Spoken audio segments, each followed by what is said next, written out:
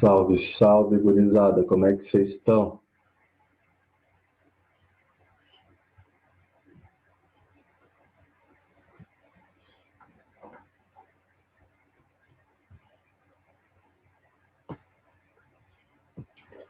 Fala, São Mateus, tranquilo?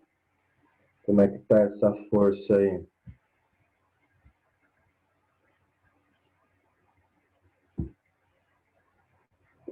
E aí, dona Ecaterine, bom dia.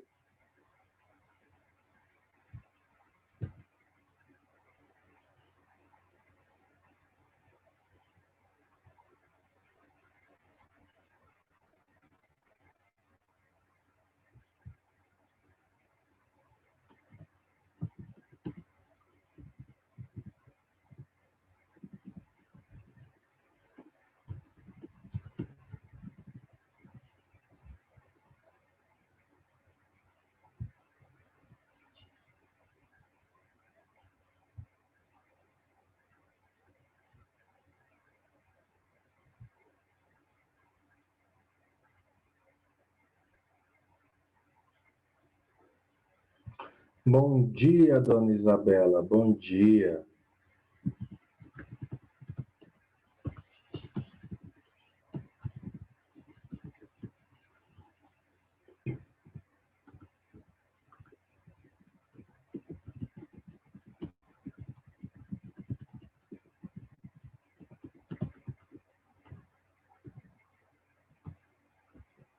Só lembrando que eu estou esperando, dando aqueles minutos de praxe para ver se mais gente chega, tá certo?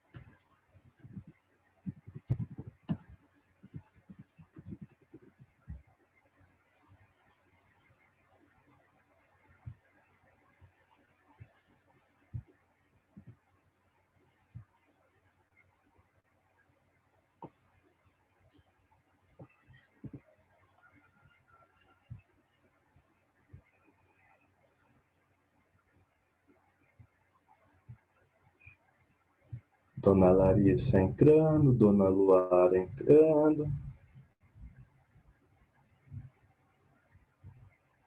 Vamos esperar mais um minuto aí, daí eu já começo a explicação, tá certo?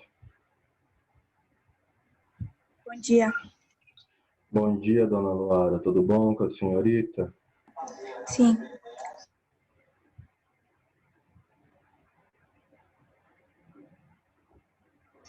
Hoje não tem pessoal furando a parede?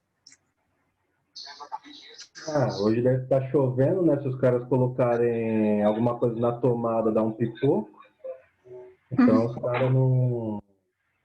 Não é, que tá tendo um monte de reforma no condomínio e eu não sei por que eles resolveram trocar o corrimão das escadas.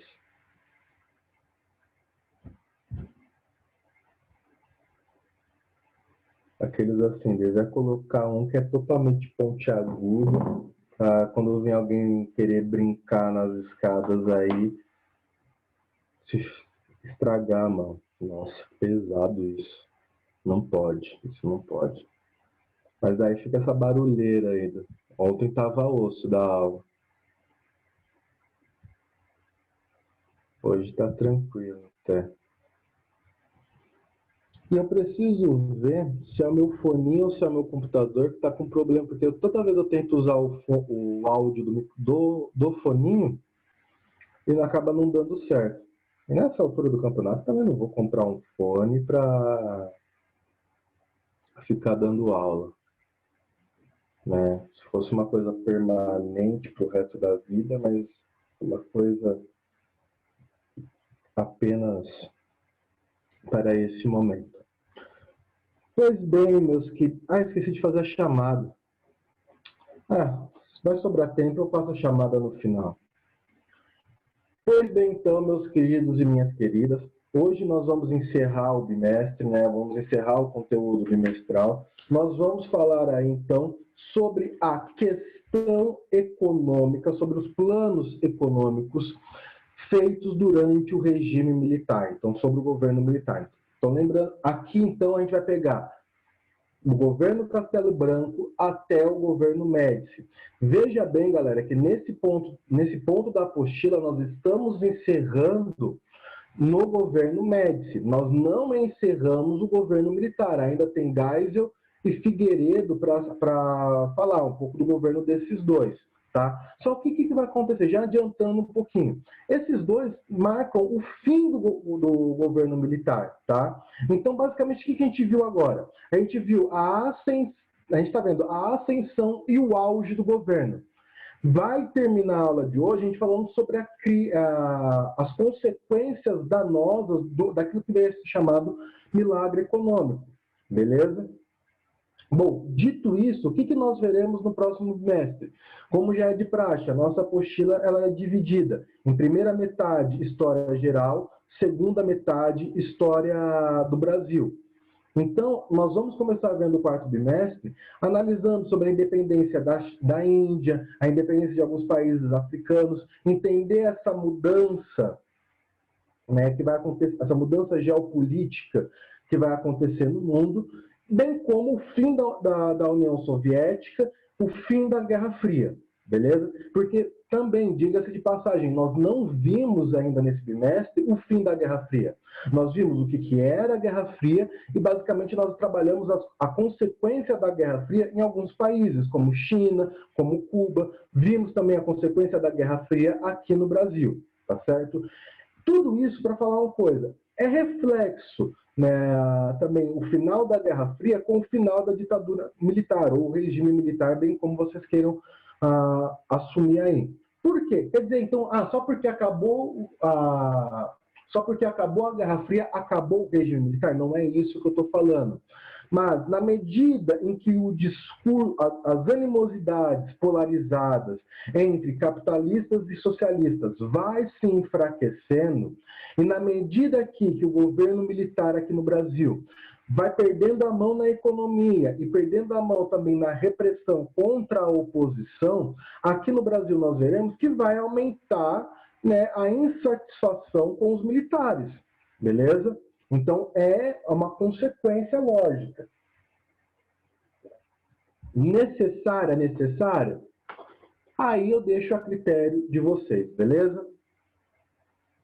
Então, vamos lá. Começar a falar aqui que então a gente vai fazer, como vai estar dividido esse primeiro momento da aula, que é uma questão mais introdutória, para falar sobre os planos. Essa primeira parte aqui é uma questão geral, aqui ó só, o mouse não ajudou muito, é uma questão geral das ideias econômicas dos militares. Obviamente, acaba pegando ideias desse plano e ideias desse plano, beleza? Mas eu vou apresentar ele de uma forma geral, genérica, tá?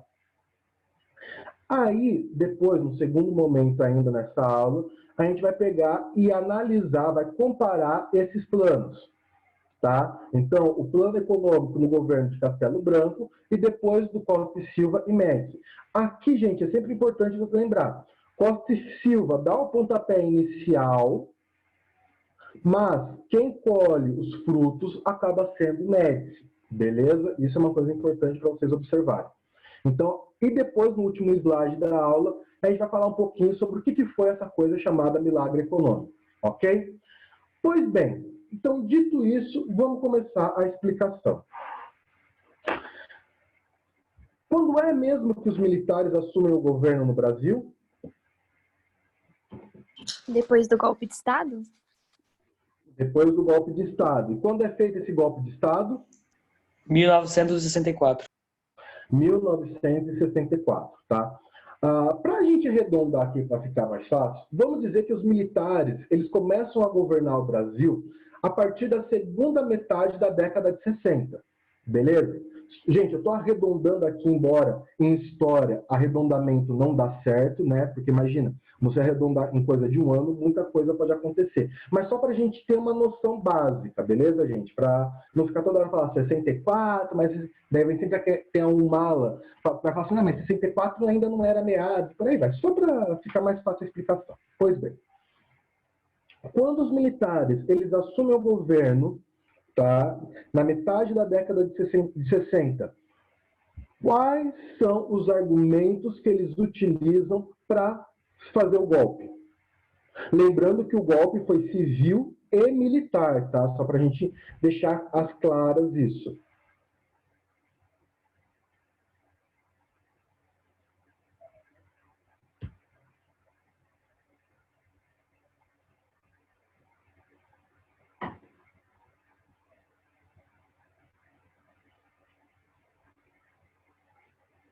Ninguém, gente? Vamos lá. Vamos supor lá que então eu sou um militar, tirei... Oi? Qual a pergunta? Desculpa, não ouvi. Tá, quais foram os argumentos utilizados pelos militares, bem como seus apoiadores, para assumirem o poder e se manterem no poder? Impedir que comunistas chegassem ao poder. Beleza. E o outro, vocês lembram? Que eu citei em aula. O outro...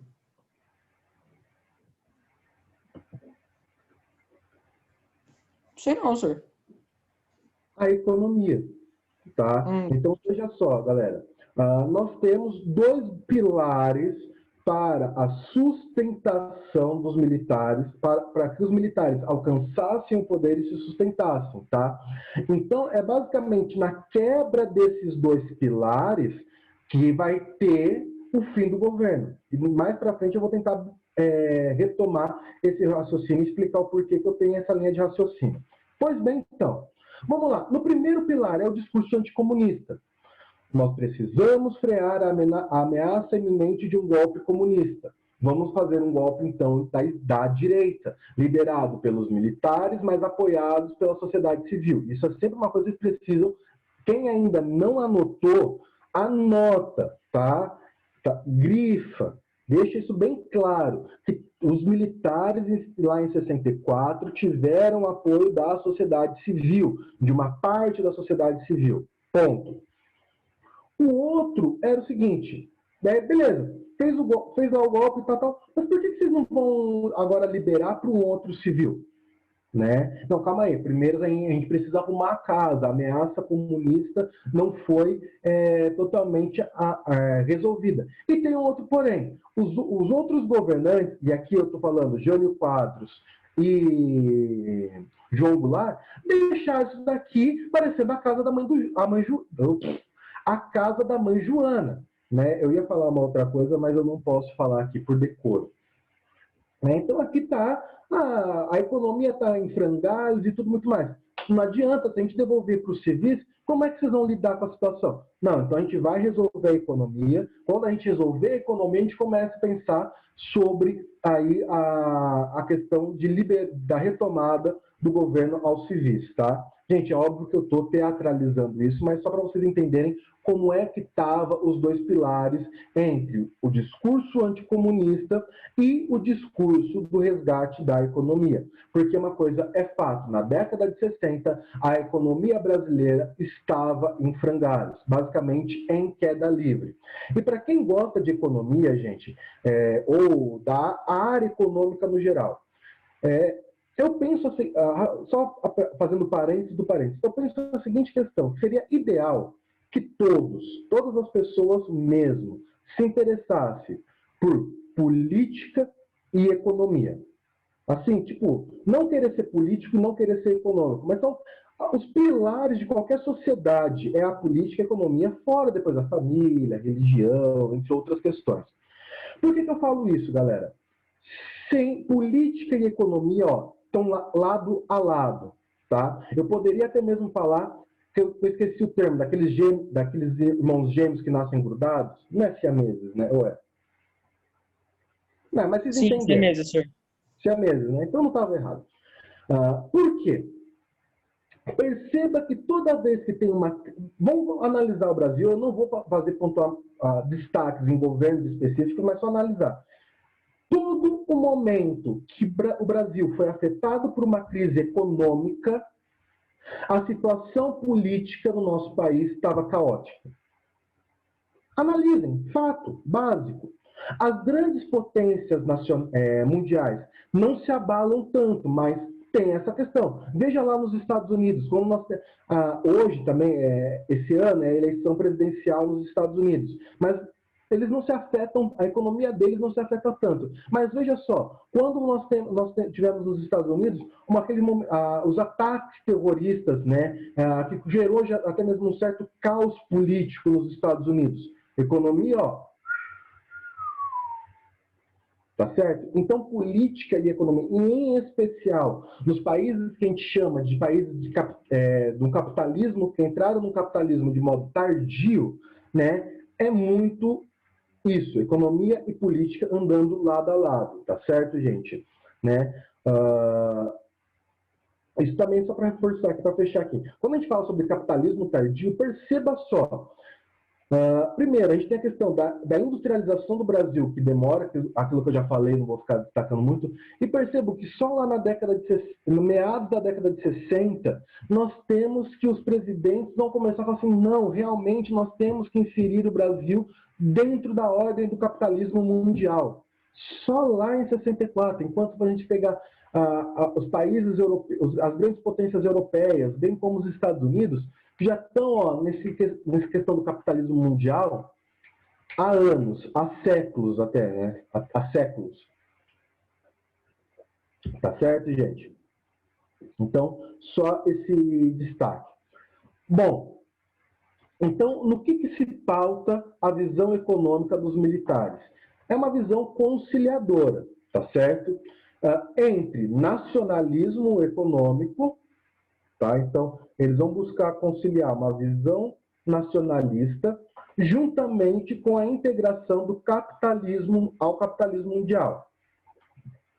Em outras palavras, eles vão fazer o samba do crioulo doido em relação a políticas protecionistas, políticas que busquem barrar o capital estrangeiro, como também aceitar o capital estrangeiro na medida que lhe for convincente. Tá? E esse tipo de política nacionalista, tá, gente, como eu já falei em outros momentos, reforço aqui, não é algo único, exclusivo dos governos brasileiros, dos presidentes brasileiros. Tá?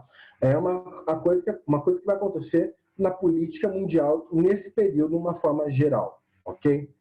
Além disso, no Brasil, nós temos aqui que a política econômica vai buscar dar muita ênfase, fortalecer a exportação, em especial a exportação agrícola, tá?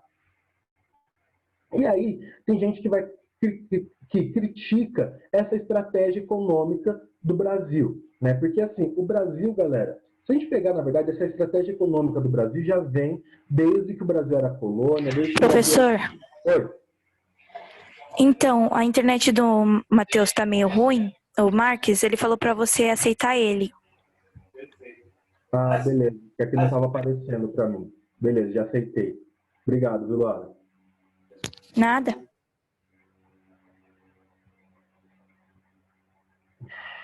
Só deixa aqui eu retomar o raciocínio aqui rapidinho. Então, assim, isso é um vício, né, da economia brasileira, que é voltar-se para o lado da agricultura, beleza? E até mesmo por questões da industrialização ser tardia e tudo muito mais, não se voltou muito, o Brasil ele não teve uma política, né, aqui de investir maciçamente na exportação industrial, beleza? Depois eu explico melhor isso, mas então o que acontece? O governo brasileiro no regime militar, em especial aqui em Costa e Silva e Médici, vai dar um amplo incentivo para a agricultura de exportação. É aí que a gente vai ter o aumento da exportação da soja, o aumento da exportação de carne bovina e tudo muito mais. Aqui, então, a observação importante sobre essa minha fala, né, de que o governo brasileiro, por exemplo, o governo militar, privilegiou a agricultura de exportação do que a indústria. Calma aí. Vamos lá. O que significa isso? Eu estou falando que o governo brasileiro não incentivou as indústrias a ficarem exportando. O Brasil não é um país que exporta produtos industriais. Tem uma exportação de produtos industriais? Até tem, mas é muito tímida. O que sustenta a economia brasileira é justamente a exportação de produtos agrícolas, em especial, atualmente, a soja, junto com a carne bovina. Veja, no ano passado, quando deu o problema da China não querer mais comprar carne do Brasil, entre outros países. Até mesmo a questão, para quem acompanha aí um pouco mais a economia internacional e tudo muito mais, quando a China tentou fazer um acordo com os Estados Unidos, que eu acho que não vingou esse acordo, em relação a comprar soja dos Estados Unidos. Se estava havendo reflexos muito grandes na economia brasileira, porque a China é o maior consumidor de soja do Brasil. É o maior consumidor de soja brasileira e tudo muito mais. Então veja só isso, né? Em contrapartida, o Brasil não é um país que exporta muito produtos industrializados, como, por exemplo, os Estados Unidos. Os Estados Unidos, ele é um país que importa bastante produto agrícola e até matéria-prima, mas, em contrapartida, exporta de modo absurdo produto industrializado, só para vocês entenderem isso, tá? E tem gente que critica e tem gente que defende. Eu ainda não tenho uma opinião formada sobre esse tipo de estratégia política, tá? Bom, continuando aqui. Além do mais, a política econômica do governo militar vai ser uma política pautada por cortes dos gastos públicos, tá certo? O que faz sentido, porque lembra, galera, que essa era uma problemática que vinha lá no começo da República Populista. Então, lá com Dutra, nós não tínhamos dos presidentes uma política fiscal ajustada, tá? Imagina só a questão, né, galera? Imagina só que administrar um país, administrar uma cidade, administrar um estado, é a mesma coisa que administrar uma casa. Então imagina só que seu pai e sua mãe recebem um salário, né? Cada um deles recebe um salário, e começa assim, não, vamos pro shopping, não, hoje vamos pro rodízio japonês, não, hoje vamos pro rodízio de pizza, não, ó, vamos comprar aqui um carro novo, não, vamos dar um videogame aqui para o fulano e tal, vamos comprar mais roupa e tal. Começa a gastar, né? E daí chega lá no começo do mês, putz, cara, meu salário não vai dar, vou ficar no vermelho. Então você começa a se endividar. E cada vez mais a situação só vai piorando, né? Então, o que vai acontecer? Né? O governo militar fala assim, não, peraí, a gente não pode ser uma mãezona e abrir o bolso para todo mundo. A gente tem que controlar os gastos. Então, o governo militar, né, então a gente pode falar assim, que até mesmo uma parte de ter dado certo as políticas econômicas dos militares foram que eles começaram a falar assim, não, peraí, como é que você está gastando? Começaram a ver como é que os estados estavam gastando e tudo muito mais, tá?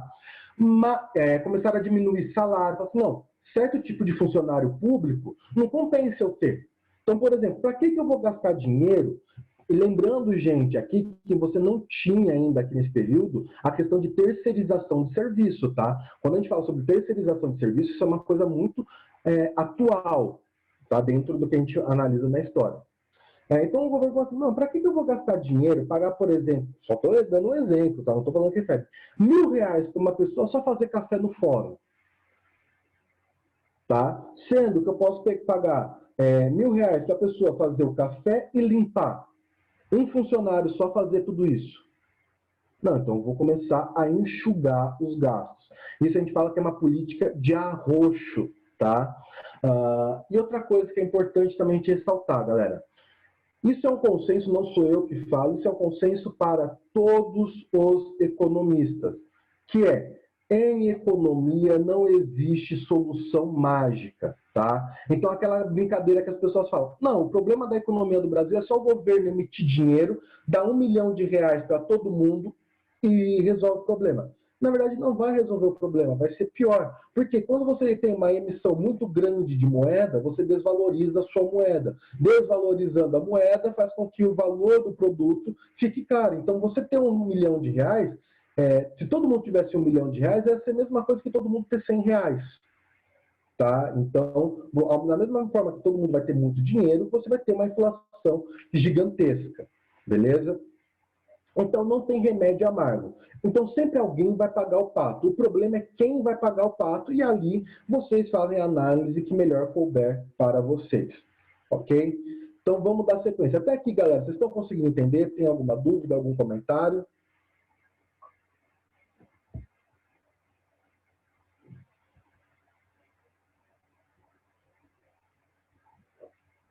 Vocês já voltaram a dormir? Como é que tá?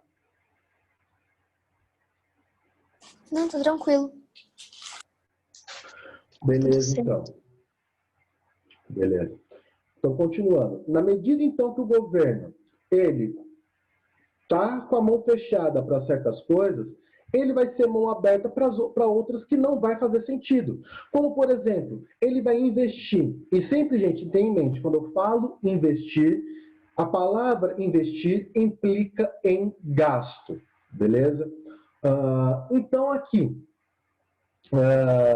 ele vai investir em infraestrutura. O que são infraestrutura? Obras públicas, estradas, pontes, edifícios, tudo é muito mais. Então, vai começar a investir em obras públicas a rodo, tá? Justamente nessas obras públicas, que os críticos do regime militar vão falar que tem os diversos escândalos de corrupção, tá? Mas aqui isso é notícia extraoficial, depois vocês analisem lá, mas os críticos vão falar que justamente essas obras de infraestrutura serão obras superfaturadas e tudo muito mais, né?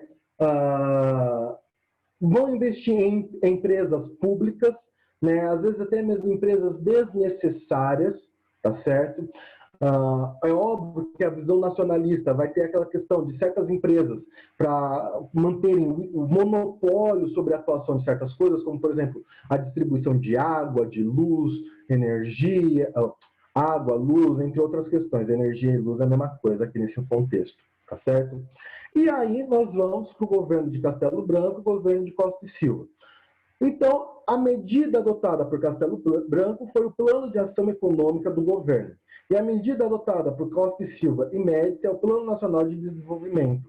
Aqui, Costa e Silva e Médici, por quê? Costa e Silva inicia o projeto, né? Ele idealiza todo esse plano, né? Começa-se a fazer a mobilização já no governo Costa e Silva, mas quem colhe os louros, quem colhe os frutos, acaba sendo Médici, beleza? Aqui, então, a gente vai para a apostila, na página 63, para fazer essa comparação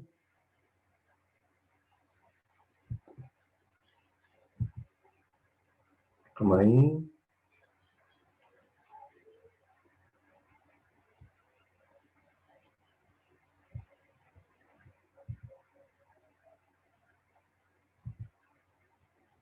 Aqui, então, a gente vai para fazer essa comparação entre esses planos do governo Castelo Branco, Costa e Silva. Só para anotar aqui, para ficar bem claro.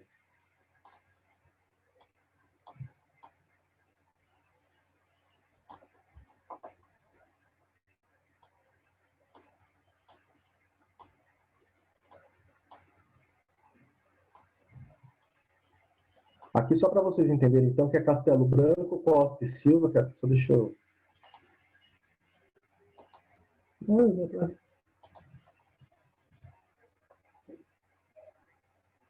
É só para apagar um detalhezinho aqui, mas... Né, Costa e Silva e Médici, beleza? Então, o plano de ação econômica do governo. Quais eram os objetivos? Quais eram as metas que esse plano queria alcançar? Contenção do déficit público, ou seja, né, dos gastos públicos, né, ou seja, da conta vermelha do governo federal. Né? Em outras palavras, nesse momento, ó, a conta do governo estava muito negativa. Controle inflacionário, ou seja, controle da inflação, buscar deixar a inflação em índices que sejam aceitáveis, né, para que o custo de vida do brasileiro fique tranquilo. E estímulo do crescimento econômico, tá certo? A gente pode analisar, galera, que a política econômica de Castelo Branco é uma política mais conservadora. Já a política, né, de Costa e Silva e Médici é uma política um pouquinho mais liberal, tá? Mas é uma política mais mais desenvolvimentista. A gente poderia falar assim, que é uma política que tem como base mais as ideias de Juscelino Kubitschek, tá? Aqui eu que faço essa associação, não estou aqui falando que são os outros historiadores que fazem, só para a gente tentar ficar mais fácil o entendimento. Então, o que Costa e Silva e Médici queriam? Expansão da indústria e da agricultura de exportação. Gente, é importante isso. Eles vão valorizar a agricultura de exportação e não a agricultura familiar, e não atender à demanda interna do mercado nacional. Como assim, professor? Um exemplo. O Brasil é um dos países que mais consome farinha de trigo no mundo. Tá? É de se imaginar, se o Brasil consome muita farinha de trigo, que o Brasil produza também farinha de trigo. Não, a produção de farinha de trigo aqui no Brasil, a produção de trigo no Brasil é irrisória, sendo que o Brasil ele tem que importar esse produto. Né? Se eu não me engano, ele importa atualmente, a maioria da farinha de trigo que o Brasil importa é do Xing Ling. Não, do Xing Ling não, desculpa. É da Argentina. Eu acabei vendo a hora aqui no relógio, apareceu alguma coisa da China e eu acabei falando aqui. Peço desculpa por esse ato falho. Tá? Então, fica essa observação. E também a facilitação de entrada de capitais estrangeiros, tá? Seja por via de empréstimo, né? Então, o governo se endividando, pegando empréstimo, ou então o governo pegando e incentivando que empresas multinacionais investissem aqui no Brasil, beleza? Quais foram, então, os meios utilizados para alcançar esses objetivos? Em Castelo Branco, supervisão federal sobre o endividamento dos estados. Em outras palavras, o governo ficou fungando no cangote, o governo federal ficou fungando no cangote dos governos estaduais. Aumento de taxa de serviços oferecidos pelo Estado, como água, luz e telefone. Aí, galera, vem a grande crítica das pessoas que, em relação às empresas estatais, que vão falar, olha, o serviço é caro e não é de boa qualidade. Se para certos serviços não tivesse as empresas estatais, ou se apenas tivesse as empresas estatais, mas tivesse concorrência, nós teríamos ali, então, provavelmente um serviço com uma qualidade melhor e um preço muito mais acessível. Né? Já tem uma linha que fala assim, mano, para que eu vou querer ter 2 ou 3 empresas de distribuição de água? O que vai diminuir quanto a sua conta de água por causa dessas empresas? Quanto que vai diminuir a sua conta de luz e por aí vai? No telefone a gente já tem, por exemplo, hoje, né, tem a livre concorrência nas empresas de telefonia. Mas tem algumas pessoas que falam, mas o que vai adiantar esse tipo de empresa? Tá? Então, gente, sempre mostrando os 2 lados da moeda, tá? Aí vai ter corte de subsídios. Então, por exemplo, olha, em Castelo Branco, tá? Então, se eu emprestava dinheiro, se a linha de crédito estava muito fácil, se eu tinha naquela época um programa do Bolsa Família, ó, eu vou cortar, ou eu vou diminuir a verba que eu estou mandando, porque eu preciso enxugar ao máximo o gasto do governo. Em outras palavras, a gente pode falar que essa política econômica de Castelo Branco é basicamente ele apertando o cinto. Tá? Imagina aquela cinta de modelar a cintura, né, que é muito utilizada pelas mulheres em determinados tipos de atletas, né? Então foi isso. Castelo Branco colocou essa cinta no Brasil e apertou. Apertou, falou assim, nego, tem que espremer alguma coisa aí para a gente conseguir ter algum dinheiro, ok? Seria mais ou menos assim. Os pais de vocês chegaram e falaram assim, mano, tá difícil a questão, ó, questão do Covid, não estou conseguindo arrecadar bem, não sei o que tem, ó. Vou cortar a saída em restaurante, vou cortar essa questão de comprar de pizza no fim de semana, ficar comendo muita besteira, sair com o carro a gente vai dar uma reduzida. Então seria isso, apertar o cinto, tá? Junto com o corte de subsídios, veja só, eu tenho um aumento de imposto. Então, um exemplo, imposto de renda, que é o imposto nacional. Olha, você estava na faixa dos 5%, agora com essa mudança você vai entrar na faixa de 10%. O que acontece? A União arrecada mais dinheiro. E junto com isso nós temos o arroxo salarial, que são, entre aspas, cortes de salários. Ou aquela questão, congelar o aumento do salário mínimo. Olha, não tem como aumentar o salário mínimo, eu não tenho dinheiro. Vai ficar nisso, tá? Então a gente pode ver já que o trabalhador de baixa renda vai acabar sendo muito impactado por essas políticas, beleza? Já quais são as ações, quais são os mecanismos que o governo Costa e Silva e Médici vai fazer? Concessão de crédito e isenção fiscal para empresas exportadoras, aumento de crédito para consumidores de renda média e alta. Por que renda... Oh, Jesus amado! Por que renda média e alta? Justamente porque esses daqui conseguem comprovar que vão conseguir pagar depois. O problema de você dar crédito para as pessoas de baixa renda e depois na hora de pagar? Qual garantia eu tenho? Gente, lembrando aqui que... eu não sei se aí você já mexe com dinheiro ou não, mas hoje em dia é muito fácil as pessoas terem linha de crédito. Parcelar no cartão, isso, aquilo, outro. Nessa época que a gente está falando, era muito difícil. Para você conseguir uma linha de crédito, você tinha que demonstrar que você tinha algum outro bem, alguma outra coisa para dar como garantia. Tá certo? Então, presta atenção. Isso é uma coisa muito importante.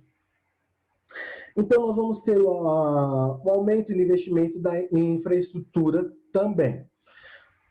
Quem são as cabeças por detrás disso? No governo de Castelo Branco será o Roberto Campos e Otávio G. Bulhões. Já no governo de Costa e Silva e Médici, Antônio Delfim Neto. Mais uma vez, ressalto, quem gosta de economia ou quem pensa em atuar na área que vai envolver economia, seja administração, seja ciências contábeis e tal, na minha visão, aqui é uma indicação de leitura que eu faço. Vocês têm que ler Antônio Delfim Neto, vocês precisam ler também, quer queira, quer não, o nosso atual ministro da Economia e da Fazenda e Economia, que é o Paulo Guedes. Vocês precisam também ler Henrique Meirelles. Esses são um dos grandes nomes, né, da economia no Brasil. Tá? São criticados? São, mas são grandes nomes dentro da economia no Brasil. Quais são os resultados colhidos aí desses planos? Ora, Castelo Branco, então, consegue diminuir o déficit, né, de 4,2% em 63, cai para 1,6% em 65.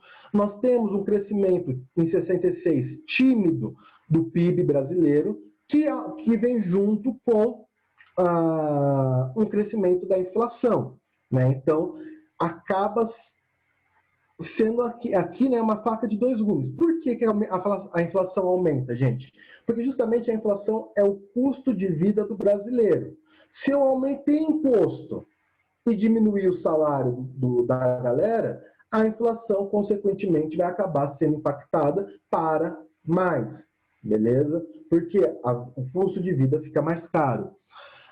Já no governo, então, de Costa e Silva, em especial aqui já no governo de Médici, já que é Médici que colhe os frutos, né? Nós temos o intenso desenvolvimento da indústria automobilística no Brasil, o crescimento da exportação de soja, juntamente também com a carne bovina, o PIB do Brasil começa a ter uma média de crescimento de 10,2% ao ano. Galera, alcançar uma média acima de 10% ao ano já é uma média de crescimento muito boa. Só para você ter noção, a gente já fica feliz atualmente quando o nosso PIB, quando demonstra ali que o PIB vai crescer 5%, ou quando o PIB tem um crescimento de 3%, imagina só, então, o PIB tem um crescimento de 10%, né? Então, é um crescimento muito interessante. E aqui, né, ficam as devidas observações em relação a esses planos econômicos.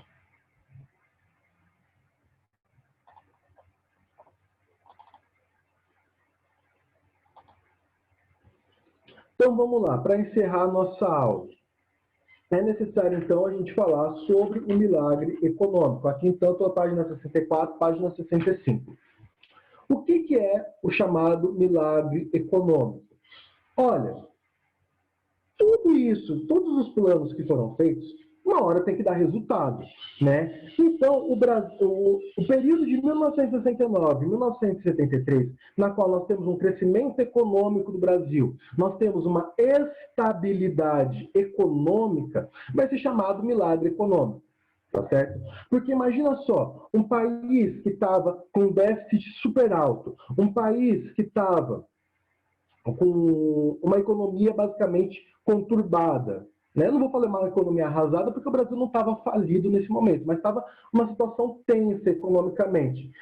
Vir para um crescimento que inicialmente começa de 9% do PIB, mas vai aumentando, se estabilizando uma faixa de 10,2% ao ano, gente, isso é visto como um milagre, tá? Em um curto período de tempo, tá certo, galera? Isso é uma coisa importante ressaltar, tá? E isso também é uma das grandes críticas que se fazem ao governo militar, tá? Porque junto com o milagre econômico que nós vamos ver, nós vamos pagar o preço com a dívida externa, a dívida que o Brasil vai acumular externamente. Mas isso é assunto para o próximo bimestre.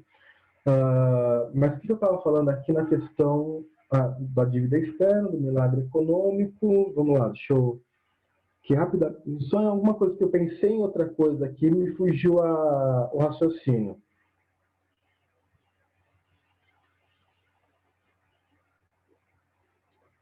Então, como eu estava falando, a questão de você aumentar o PIB em 9%, depois ir estabilizando, é uma coisa muito saudável, né? Uma coisa vista aqui como um milagre. Nessa questão também, o custo, como posso falar aqui, fugir, não a expectativa, mas a vida do brasileiro melhorou, tá? Porque aí o brasileiro conseguiu começar a comprar a sua casa, né? A gente começa a ter o acesso à casa própria, começam a comprar carros, né?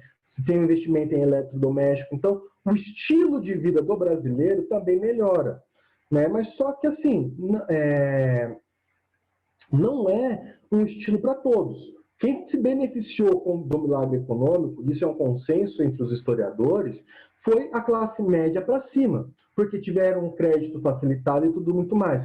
As pessoas de baixa renda, elas acabaram sendo prejudicadas, porque, lembra, as pessoas de baixa renda acabaram tendo seus salários cortados, né? O imposto aumentou, então o custo de vida para a pessoa de baixa renda acabou aumentando. Agora eu lembrei que eu ia falar. A grande problemática dos militares, da forma geral, isso agora é o Emílio falando, é uma análise minha, tá?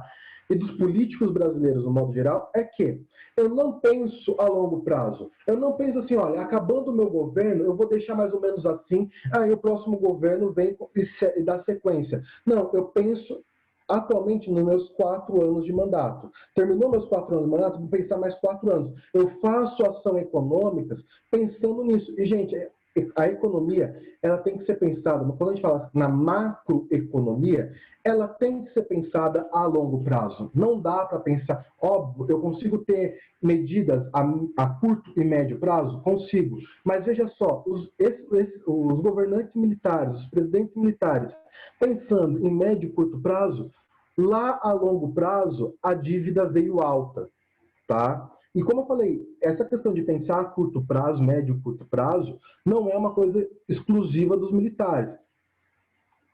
Juscelino Kubitschek faz isso, Getúlio Vargas faz isso, até mesmo o Lula, lá quando ele abaixa IPI e essas coisas assim, faz isso, tá? Pensar a curto prazo e nunca pensar a longo prazo.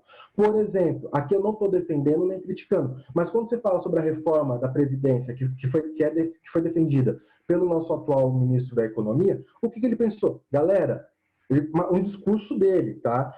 A longo prazo, olha o tanto que a gente vai economizar. Olha o tanto que vai vir para os cofres públicos. Veja, né, já é uma política a longo prazo. Então, em economias, né, em especial na macroeconomia, geralmente o ideal é você pensar a médio e longo prazo, tá certo? Mas nós sabemos que os políticos precisam de resultado. Então, a maioria das vezes, os políticos vão fazer ações de curto e médio prazo. Beleza, galera?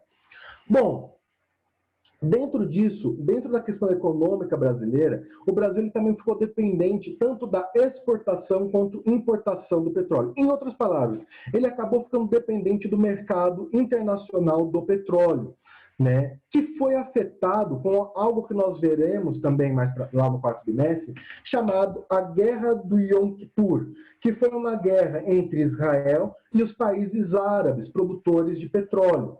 Né? O que acontece? Por causa dessa guerra, o valor do petróleo foi lá no teto, o que acabou dificultando a venda do barril de petróleo.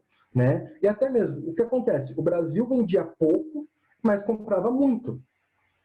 Né? Então, por causa da questão do automobilismo, a gasolina, então você começa a ter a questão, se o petróleo está caro, a gasolina vai ficar cara e, consequentemente, as coisas vão encarecendo. Se a gasolina está cara, para eu levar um produto, né, do Rio de Janeiro para São Paulo, o frete vai ficar caro. Começa a pensar nessa reação em cadeia, que vai culminar também no aumento inflacionário. Então, juntando a crise econômica com o final da Guerra Fria, tá?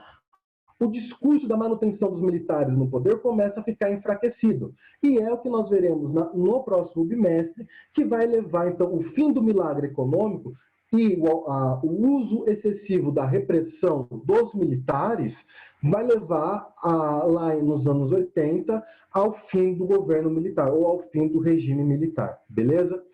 Gente, até aqui, alguma dúvida, questionamento e ou aflição?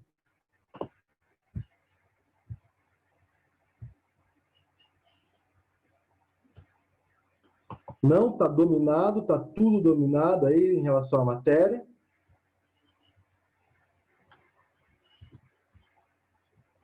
Então, aqui eu vou proceder com a chamada.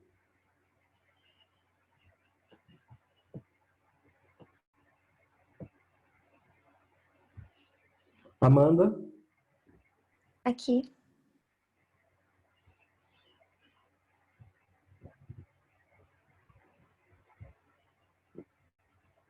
Só deixa eu ajeitar algumas coisas aqui.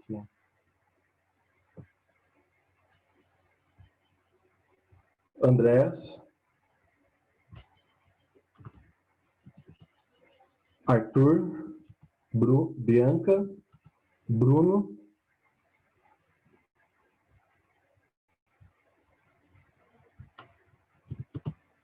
Cauã? Ecaterine? Aqui. Felipe? Aqui. Gabriel?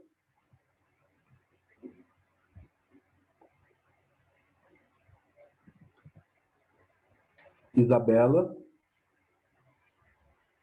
Aqui. João Vitor? Juliana? Larissa? Aqui. Luara?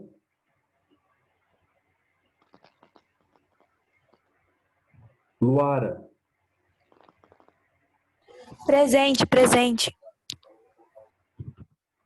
Lucas? Aqui.